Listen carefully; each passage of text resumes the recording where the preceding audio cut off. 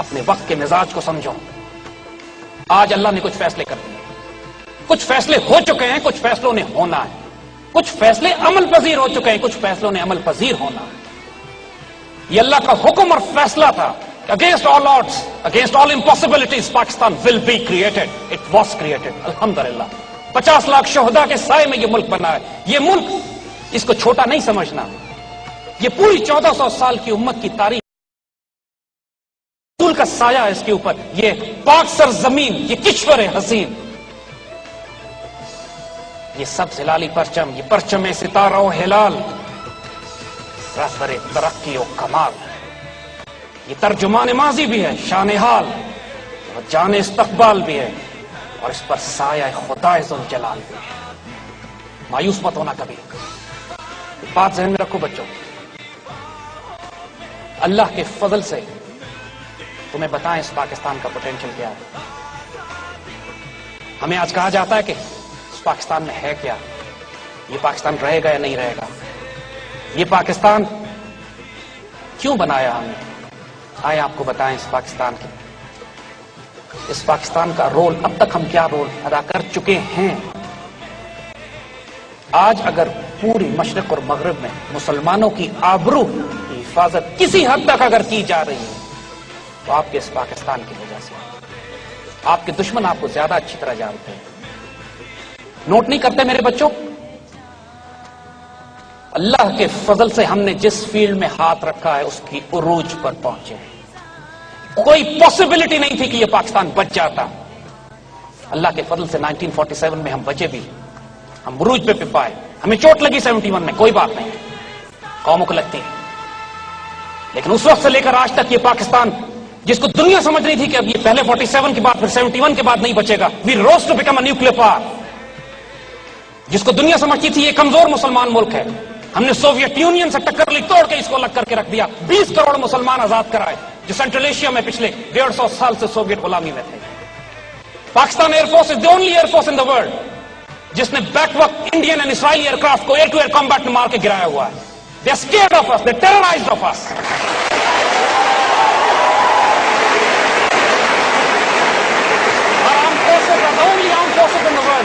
جو پوری مسلمان دنیا کی فورسز کو ہم تربیت دیتے ہیں اور ٹرین کرتے ہیں. We are the richest country on this God's earth. We are the biggest human resource potential. We are the most brilliant civilization and most educated people in the Muslim world with us. دنیا کا سب سے بڑا نہری نظام ہمارے پاس ہے. دنیا کے سب سے بڑا غلہ پیدا کرنے والا ملک ہم ہے. دنیا کے سب سے زیادہ اللہ کے رسول سے عشق اور محبت کرنے والی قوم ہم.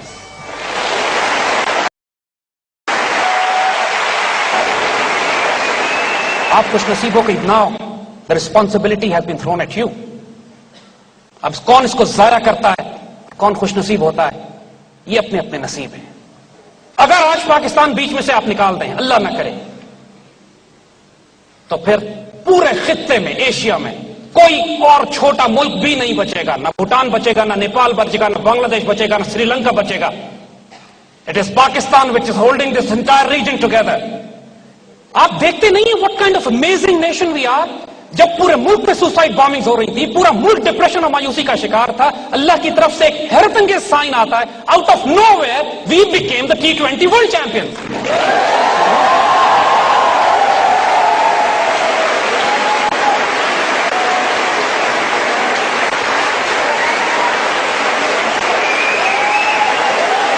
ہمیں اپنی اس آئیڈیالوجی کو ریوائو کرنا ہے جس پر ہم نے پاکستان کی تعمیر کی تھی.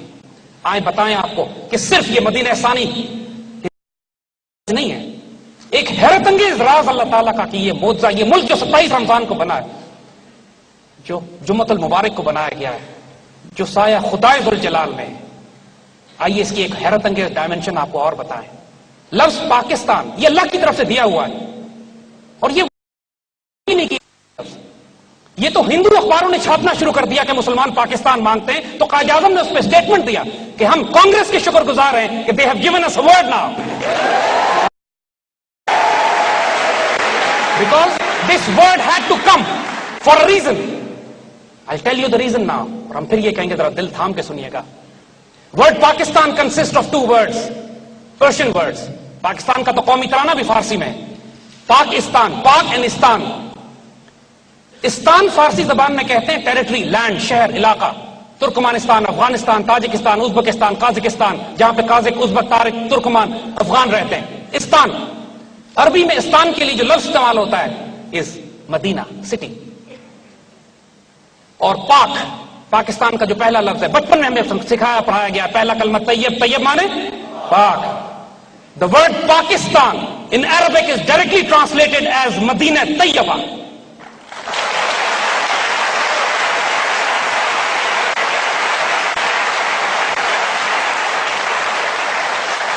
My dear children, realize the enormity of the task that has been given to you. Realize the time in which you have been born. اب ہم آپ کو وہی بات دوبارہ ریپیٹ کرتے ہیں. خوش نصیب ہو کے اس دور میں پیدا ہوئے ہیں. خوش نصیب ہو کہ اللہ تعالیٰ نے اپنی تقدیر اب تمہارے حوالے کرنی. تمہاری تقدیر اس کی تقدیر بنے گی. تمہاری رضا سے وہ لکھے گا کہ کیا کرنا چاہتے ہیں.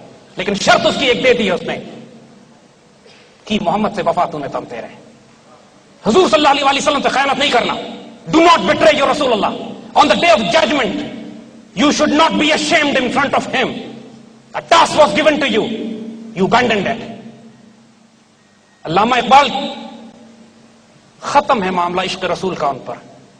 اس سب کچھ کر کے he sacrificed everything he had and still ایک شعر جب وہ اپنا کہتے ہیں جس کے اوپر امت مسلمہ کی تاریخ میں ایسا کوئی شعر نہیں کہا گیا کہ جب آخر میں حضور صلی اللہ علیہ وسلم کو مخاطب کر کے فرماتے ہیں وہ جو سب کچھ کر چکا ہے اس کا حال دیکھیے کیا ہے.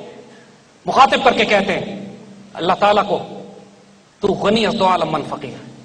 مالک آپ دو جہانوں کے غنی ہیں، بادشاہ ہے، کائنات کے مالک ہے، میں فقیر. روز محشر روز رہائے من پذیر، قیامت کے روز میری ایک درخواست مان لیجیے گا.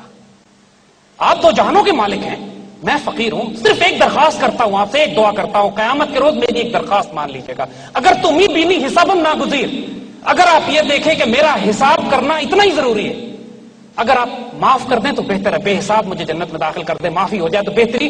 لیکن اگر آپ یہ دیکھتے ہیں اگر تم ہی بینی حسابم ناگزیر از نگاہ مصطفیٰ اورا پنہا بگیر، میرا حساب رسول اللہ سے چھپا کے لیجیے گا. ان کی نگاہوں کے سامنے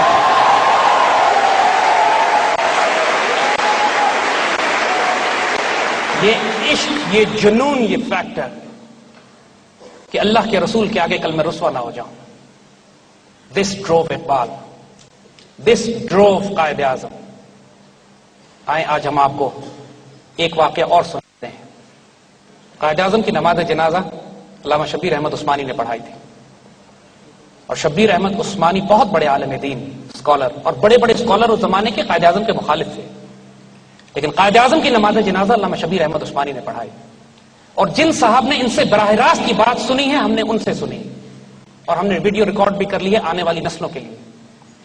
شبیر احمد عثمانی سے سوال کیا گیا کہ آپ نے قائد اعظم کی نماز جنازہ کیوں پڑھائی؟ تو وہیں جنازے پر کھڑے ہو کر وہ خطاب کرتے ہیں اور واضح کرتے ہیں پوری قوم کو، آنے والی نسلوں کے لیے، کہ قائد اعظم کا جب انتقال ہوا تو رات میں نے خواب میں رسول اللہ صلی اللہ علیہ وسلم کی زیارت کی، اور رسول اللہ صلی اللہ علیہ وسلم کے ساتھ قائد اعظم کھڑے ہوئے تھے، اور رسول اللہ ان کے کندھے پہ ہاتھ رکھ کر مجھے مخاطب کرتے ہیں اور ان کی طرف اشارہ کر کے کہتے ہیں یہ میرا مجاہد ہے.